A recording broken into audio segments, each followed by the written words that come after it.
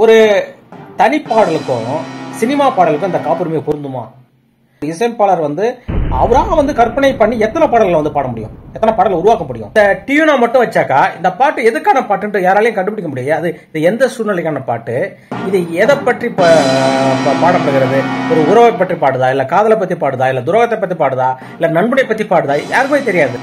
அண்ணன் என்னடா தம்பி என்னடா அது அவசரமான உலகத்திலேன்னு கண்ணாசன் எழுதின பிறகுதான் அவரை ரசிகர்கள் புரிஞ்சுக்க முடியுது. இந்த பாடல் ஒரு துரோகத்தை குறிக்கூடிய பாடல், இது ஒரு காதலை குறிக்கூடிய பாடல். இந்த மாதிரி பாடல் அப்படிதான் அந்த அந்த உருவம், அந்த பாட்டுக்கான உருவம் ஒரு பாடலாசிரியர் எழுதும் போதுதான் அந்த உருவம் அந்த பாட்டுக்கு கிடைக்குது. ஒரு சில பாடல்களை ஒரு சில ஆயிரங்களுக்கு எழுதின அந்த பாடலாசிரியரோட நிலை என்ன? வணக்கம். இந்த காப்புரிமை விஷயமா சமீபத்தில் நடந்த காப்புரிமை விஷயமா மிகப்பெரிய விவாதங்கள் சமூக வலைதளங்களில் போயிட்டு இருக்கு. ஸோ இது குறித்து இசைஞானி அவர்களோட வழக்கறிஞர் சரவணன் அவர்கள் ஒரு பேட்டி கொடுத்துருந்தாங்க. அது பார்த்தேன். அந்த பேட்டியில் சில விளக்கங்களை கொடுத்துருக்காரு.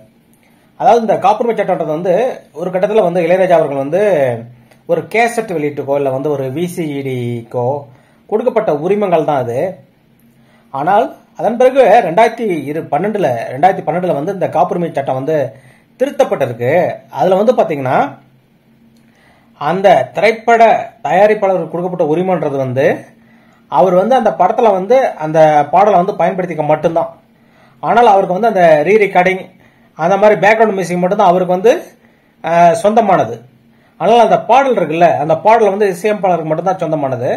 ஸோ அதோட காப்புரிமை அவருக்கு மட்டும்தான் சொந்தம்.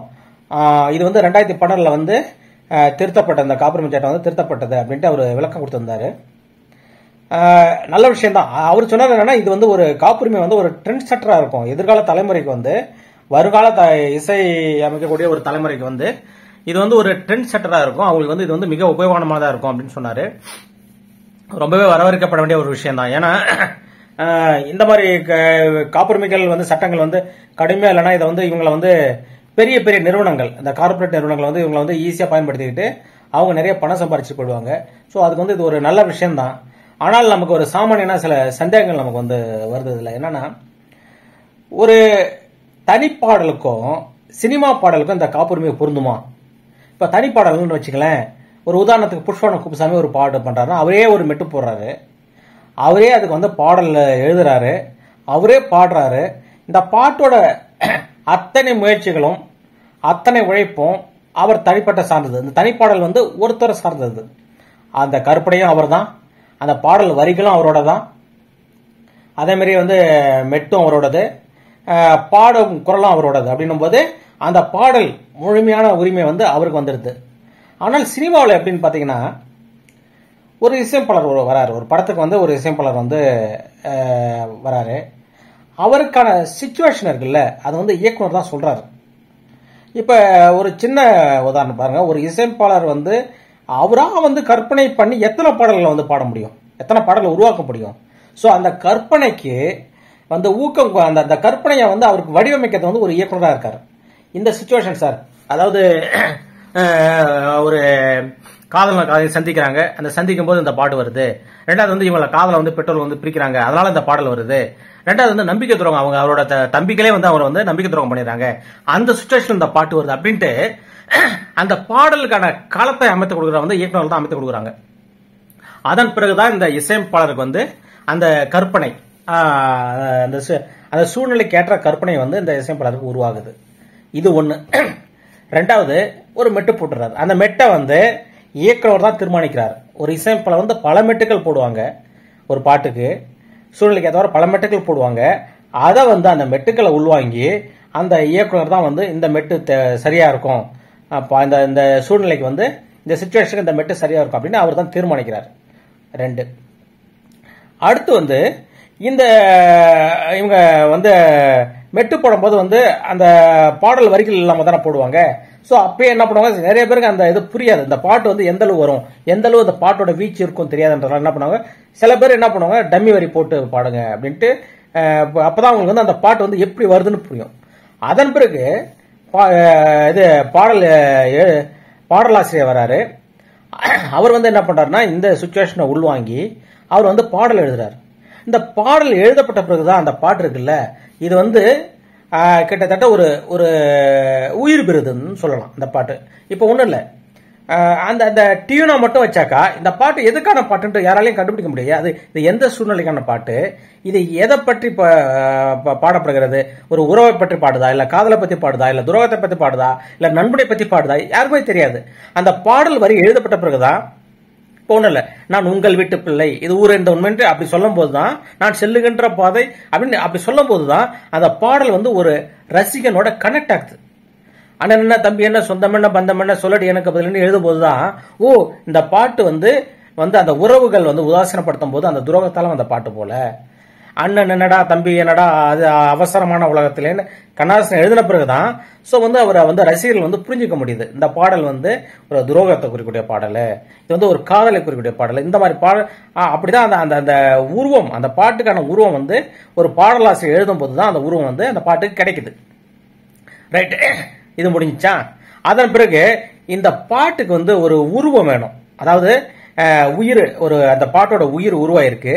இதை வந்து சுமந்து ரசிகர்கிட்ட கொண்டு போய் சேர்க்கறதுக்கு ஒரு ஒரு உருவம் வேணும். அதுதான் வந்து பாடகர்கள் அவங்க வராங்க. அதுவும் அந்த பாடகர்கள் வந்து பாருங்க, இந்த பாடலுக்கு இந்த பாடகர் தான் சரியா இருப்பார் அப்படின்னு தேர்வு செஞ்சுதான், ஏதோ ஒரு பாடகர்கிட்ட வந்து கொடுத்து பாட வைக்கிறது இல்ல. இந்த ஜானகி வந்து இந்த பாட்டா எக்ஸ்பிரஷன் அதிகமா வருமா, ஜானகியை கூப்பிடுங்க, இவர் எஸ்பிபியை கூப்பிடுங்க. அதன் பிறகு வந்து அந்த பாட்டுல வந்து ஒரு ஒரு தெய்வீக தன்மையோ இல்ல ஒரு ஆழமான ஒரு சோகம் ததும்பிய ஒரு குரல் வேணுமா, ஜெயசுதாஸ் அவர்களை கூப்பிடுங்க. இப்படி வந்து மலேசியா வாசனை கூப்பிடுங்க, அந்த ஒரு யதார்த்தமான அந்த ஒரு கணீரன்ற ஒரு துணி வேணுமா, இவர் மலேசியா வாசனை கூப்பிடுங்க. இப்படி வந்து ஒவ்வொரு பாடலுக்கும் அந்த பாடகர், குறிப்பிட்ட பாடகர் வந்து தேவைப்படுறார். பாருங்க, ஒரு பாட்டு வந்து இப்படி பல பேரால சேர்ந்து ஒரு ஒரு மிகப்பெரிய குழுவே உருவாகும். இதோட தலைமை பொறுப்பாளர் தான் இசையமைப்பாளர். இசையமைப்பாளரும் ஏன் இயக்குனரும் கூட, அவங்களும் வந்து பல முடிவுகள் அவங்க எடுக்கிறாங்க. ஸோ இப்படிதான் ஒரு சினிமா பாடல் உருவாகுது. ஸோ வந்து இந்த இன்னைக்கு சரவணன் அவர்கள், மரியாதைக்குரிய வழக்கறிஞர் சரவணன் அவர்கள் சொல்லும்போது பார்த்தாக்கா, இந்த காப்புரிமைக்குள்ள இந்த இது இப்படி பலரோட கூட்டு முயற்சி உருவாகிற இந்த சினிமா பாடலும் வருமா, சேருமா அப்படின்ற ஒரு கேள்வி வந்து ஒரு சாமானியனா நமக்கு எழுது. மேபி உங்களுக்கு எழுந்திருந்தால் நீங்க கமெண்ட்ல சொல்லுங்க, இல்ல வந்து என்னோட கருத்து தவறா இருந்தா அதை நீங்க கமெண்ட்ல சொல்லுங்க. அதன் பிறகு இந்த பாடல் உருவாகி வருது. சரி, இந்த காப்புரிமை வந்து கண்டிப்பா தேவை. இது வந்து தயாரிப்பாளருக்கு சொந்தம் இல்ல, இசையமைப்பாளருக்கு கூட சொந்தம் அப்படின்னா கூட அது கூட சரிதான், சட்டப்படி அதுதான், அது கூட சரிதான். எனில் இந்த பாடலில் பங்கு பெற எழுத்தாளர், பாடலாசிரியர், அதன் பிறகு வந்து அந்த பாட்டை உள்வாங்கியே பாடி அந்த அந்த பாடலுக்கு ஒரு உருவம் கொடுக்கிற அந்த பாடகர், இவர்களுக்கே வந்து இந்த பாடல் தாங்கி செல்கிற அளவுக்கு இந்த ஆர்கெஸ்ட்ரா அதுக்காக உழைத்தவர்கள், இந்த பாடலுக்கான ஒரு கருப்பொருளை கொடுத்த இயக்குனர், இத்தனைக்கும் செலவு பண்ணி படம் எடுத்த தயாரிப்பாளர், இவர்களோட நிலை என்ன? காப்புரிமை இவர்கள் வந்து எந்த விதத்தில் வந்து காப்புரிமை இவர்களுக்கு கை கொடுக்கும் அப்படின்னு எனக்கு தெரியல.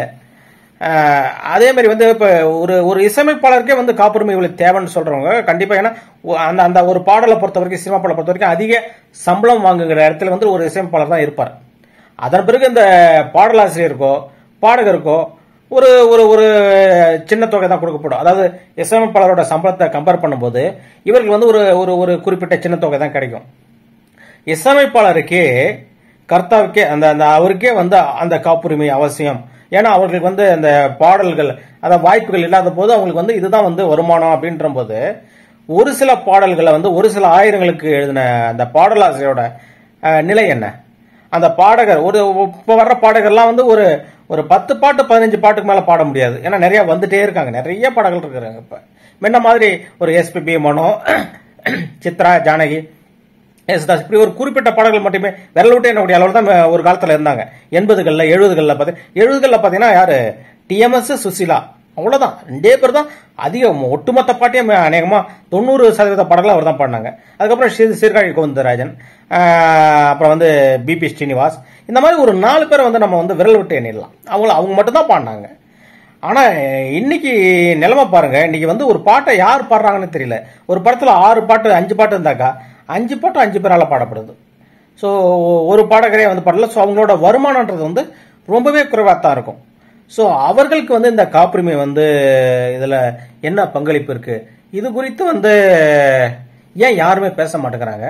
இந்த பாடலாசிரியர்களுக்கோ பாடகர்களுக்கோ ஏதாவது சங்கங்கள் இருக்கா?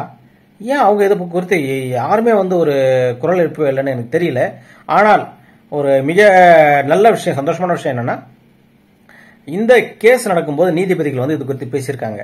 பாடல் வரிகள் இல்லாமல் எப்படி பாடல் வரும் அப்படின்ற போது பேசியிருக்காங்க. அநேகமா அந்த தீர்ப்பு வந்து அவர்களுக்கும் சாதகமா வரும்னு நான் நம்புறேன். வந்தால் சந்தோஷம்.